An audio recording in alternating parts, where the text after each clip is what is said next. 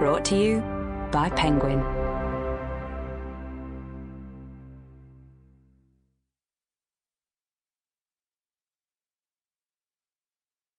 Working, researching, interviewing, writing. This is the author, Robert A. Caro. Dedication. For Ina, beloved. Introduction. Here's a book very unlike the others I've written. Very much shorter for one thing, as some readers may notice.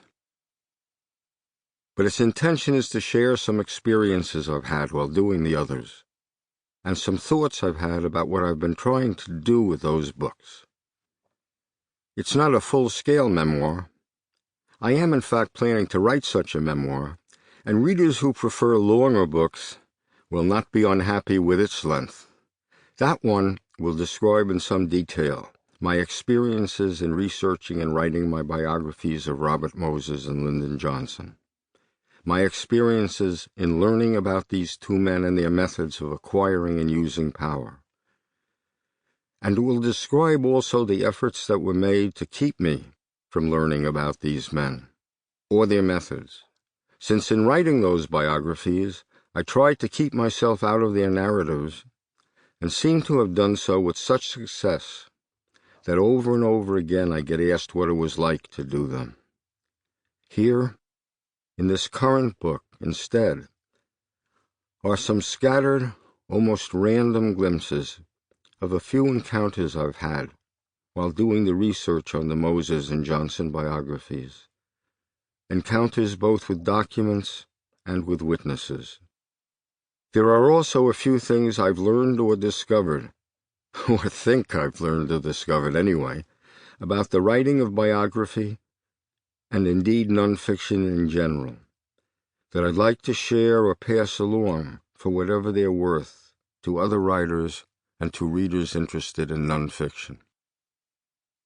And here also are a few things I discovered about myself along the way, starting with a long-ago election day in the very tough political town of New Brunswick, New Jersey, when, a wet-behind-the-ears journalist fresh out of Princeton, I found myself writing the polls. I didn't even know what the term writing the polls meant when I was invited to do it, with a very tough old political boss, and about what I wanted to do with my life and my books, which are my life.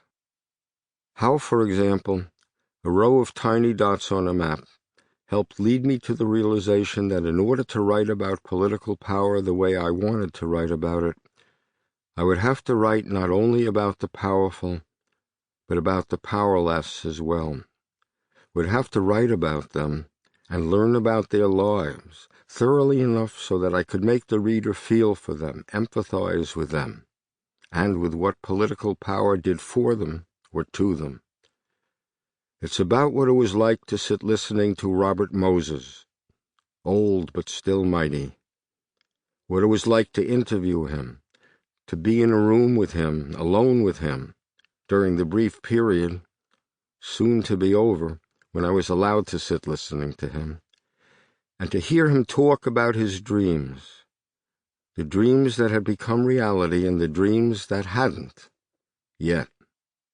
It's about what it was like to imagine that I had, during the years I had been a journalist, learned something about how political power worked, and then to realize, as Robert Moses talked, that compared with him I knew nothing at all, that there was a whole level of political power, not what I had learned from textbooks and lectures in college, and not even what I had learned as a political reporter, but a level of which I had hardly ever conceived. And listening to Commissioner Moses, I learned there was a whole level of ruthlessness, too, of which I also hadn't conceived. Learned it the hard way, interviewing the people whose lives he had destroyed, people who lived in the way of his roads, and people, public officials or reformers, who stood in his way, period. Sample complete. Ready to continue?